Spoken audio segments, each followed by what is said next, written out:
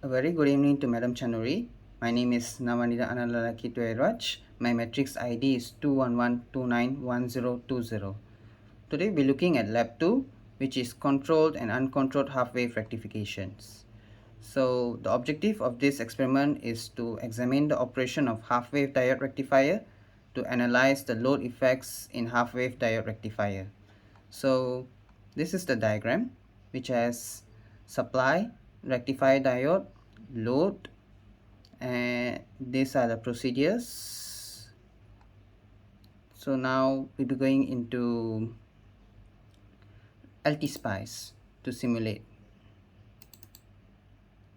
So when we go to LT-SPICE, we'll be clicking on File, New Schematic, and now we can choose the components, which is voltage,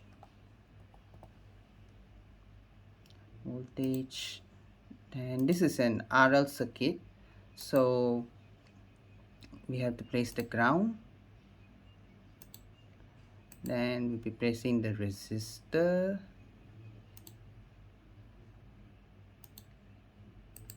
then we'll be placing the diode.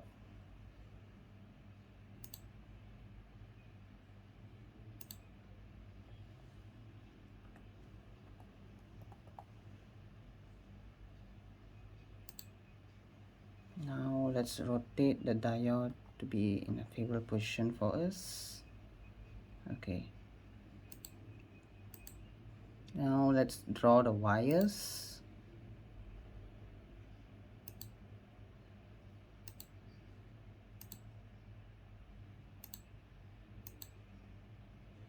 Sorry for the shaky part, as stabilization my phone is not really great, and we'll be connecting to the ground. Sorry.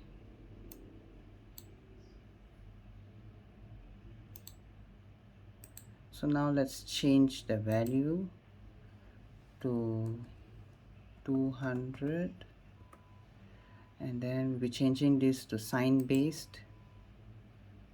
So we'll be going here, and you can see sine here. So in sine we'll be including 0, the amplitude will be 20, and the frequency will be 1k. So then before simulation we have to edit the command. Okay, so dot trend 0, 100 m, 95 m, and 50. So then we'll be having the first circuit, and now we can go for simulation. We can run. So in simulation we have to add another table. So in this one we'll be having V1, and the second one will be V2. So okay, now this is the result, and the reason of this result is we can compare the peak voltage between the input and output of the resistive load. Okay, so the output voltage of resistive load is lower than input voltage, and you can see this is from 0 goes up to 20 and drops down to -20. In the matter of, I'm assuming, and this is 0 goes up to 20 as well and comes back. So now let's look at the next circuit, which is the inductive circuit. So we'll be drawing again, and we can choose the components again. Okay, sorry. Voltage. Okay, then we'll be looking at the diode. Okay, so diode,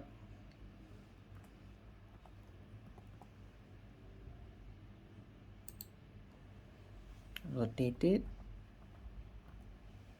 then replacing our diode here, then replacing a resistor, then replacing inductor. Okay, then replacing our ground here. Okay, now let us connect the wire, connect to the voltage, and then we'll be connecting to the inductor, and then to the resistor, and from the diode to resistor, and then to the ground. Okay, now we have to change the value. Oh, sorry.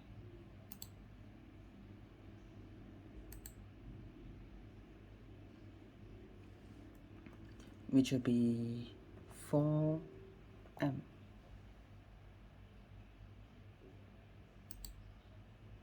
Oops, sorry, my bad. 4 amp H.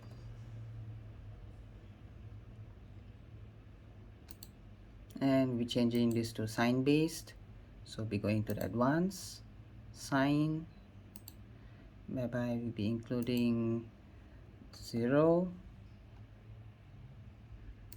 20 as for the amplitude, and for the frequency we'll be having 1k. So then we're changing the value of resistor to 200,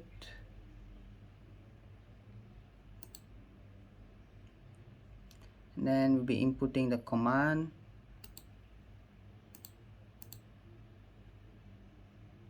So then we'll be having dot trend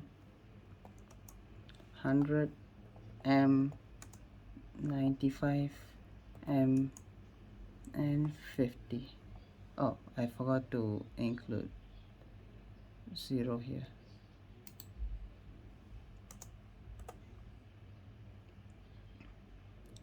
Okay,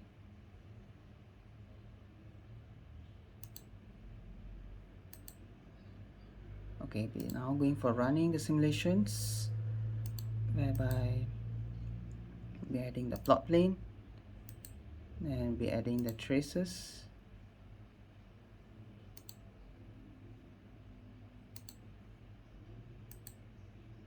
the second one, which is 002, and this is the result. So as you can see, this is the circuit with inductor. And what can I infer from inductive load is the self-induced back EMF rises and falls in perfect sync with the supply voltage. And inductive load transfers electrical energy to magnetic energy, which is then used to power a mechanical device like electric motors. Inductive load exhibits the inductance effect, which is dependent on the type of applied power source rather than physical features, as in the case of resistive load. So as you can infer, it's from 0 to 20, drops back to negative 20. And this is 0 to, I'm assuming this is 19, drops back to negative 2, however shoots up and goes to 0 back and goes for another wave. Okay, so now we'll be going for the last circuit, which is the freewheeling diode circuit, new schematic, and we'll be including voltage,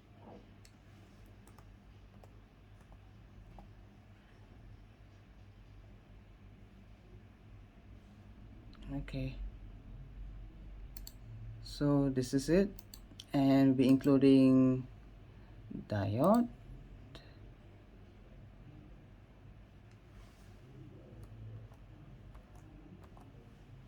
oops, sorry, then turns into resistor. Okay, diode,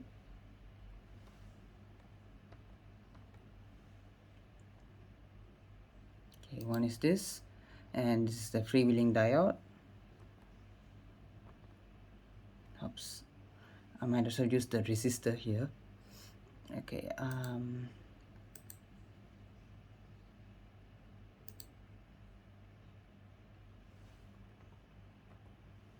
so this is it, and we haven't add the inductor yet. Okay, this is the inductor,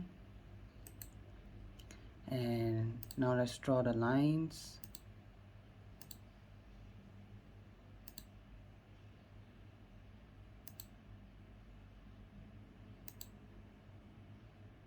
Oops, sorry.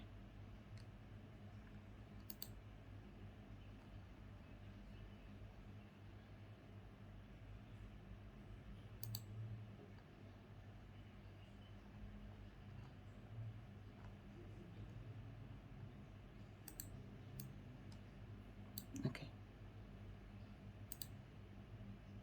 so we'll be connecting this here to the resistor, and then we'll be connecting this resistor to the inductor, and this diode, freewheeling diode, to the circuit, and we haven't add ground yet.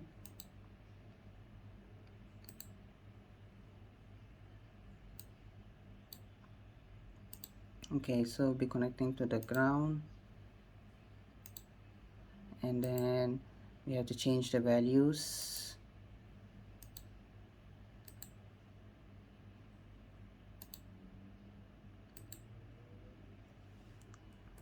For H. Okay, so the resistor will be 200. Then we'll be changing this to sign based. So as usual, we're going looking at the sign.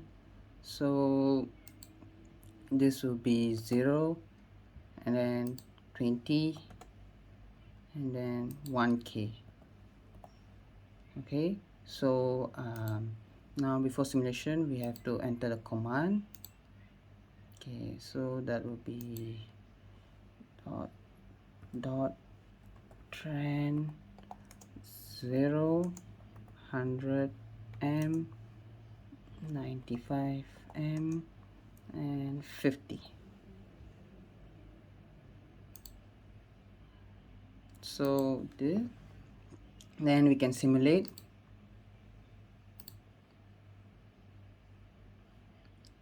Okay, so here we'll be adding the plot plane. This is traces, going for 001 on the first plot plane, and we're going for the 002 in the second plot plane. So I can magnify it. So this is the circuit with freewheeling diode. What can I infer from this circuit is a freewheel diode is a device that is connected across inductive coils to prevent voltage spikes when the power to devices is switched off. A freewheeling diode's principal function is to allow energy stored in the inductor to keep flowing by supplying in a short circuit lane. So other than that, whenever the power to inductive loads such as coils and other inductor is shut off, there will be a high voltage spike. And from what I can infer from this is that the practical and theoretical results, in my opinion, the practical results are greater than actually not greater. They are actually the practical and theoretical result. My theoretical results are greater than practical value compared to the simulation. Sorry for that stammering. Okay, in conclusion, I can observe that when a diode is in open circuit, both the output and inductor voltages are the same. Stating that the inductor current is 0, at this moment, the voltage on the resistor is 0. When the voltage applied to the diode is reversed and no current is forced through the inductor, the diode shuts off.